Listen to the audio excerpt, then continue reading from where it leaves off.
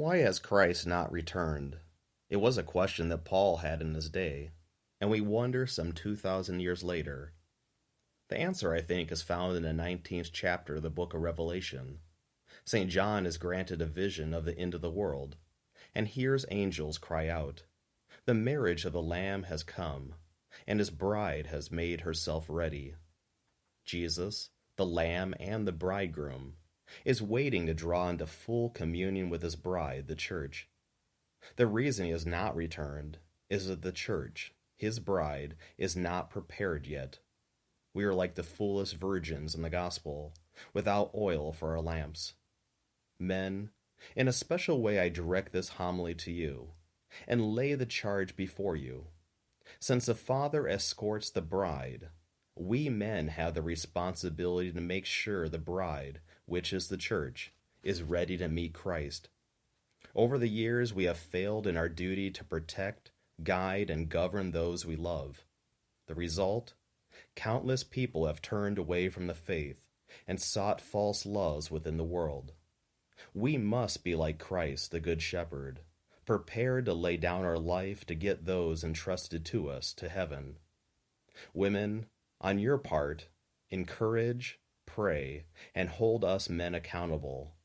Teach us the joy of knowing and having a fruitful relationship with Christ, for without it, we will succumb to the ills of this world.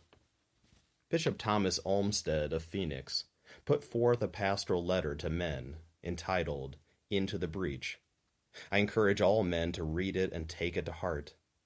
Bishop Olmsted said, "Men, do not hesitate to engage in the battle that is raging around you, the battle that is wounding our children and families, the battle that is distorting the dignity of both women and men. When men have failed to step into the breach, or the gap in an army's defensive line, then the enemy overruns us. Think of the times our line of defense has been breached in the Bible. Adam let down his guard, and the serpent entered the Garden of Eden and tempted his wife Eve. Abraham doubted God's promise to give him a child, and conceived one with his wife's servant as a contingency plan. Aaron allowed his people to make a golden calf, because they were tired of waiting for Moses on Mount Sinai. King Saul failed to wipe out Israel's enemies and flirted with evil, so God withdrew his spirit. King David, instead of going out on campaign to fight for Israel, lazily slept in, and then restlessly roamed the palace until he spied Bathsheba bathing on a rooftop. His lust spiraled into adultery and murder.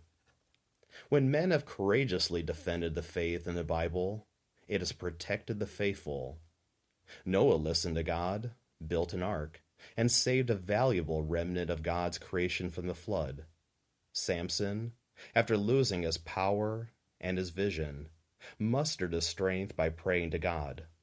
In one last heroic act, he grasped hold of the columns of the pagan temple, tore them down, killing himself, and all the evil Philistines with him. David, as a young boy, heard the insults that Goliath hurled at the Israelite army. With no armor or shield, he faced down a giant on the battlefield. John the Baptist lost his head, standing against King Herod's unlawful marriage, but not before pointing countless souls towards Christ. Jesus refused the 3 temptations of the devil in the desert, and the constant temptation to do his own will instead of the Father's.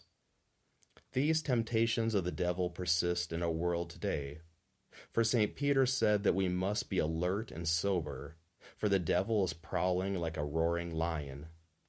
Bishop Olmsted said that men are called to imitate Christ, who is prepared to lay down his life to protect others. For our identity as men comes from the selflessness of Jesus, not from idolizing athletes or our endless pursuits of money, power, honor, and possessions. Lastly, the bishop laid out 7 ways to make sure that we are tough enough to charge into the breach and defend those that we love. We must pray daily, examine our conscience each night, go to Mass, study the Bible, restore Sunday as the Lord's day, go to confession monthly, and belong to a healthy fraternity of men rooted in the faith, such as a Cursillo group or the Knights of Columbus. Next week, I will discuss how a Catholic man is called to love and what true fatherhood looks like. Until then, recall the quote from Pope Benedict: "Man was created for greatness, for God Himself.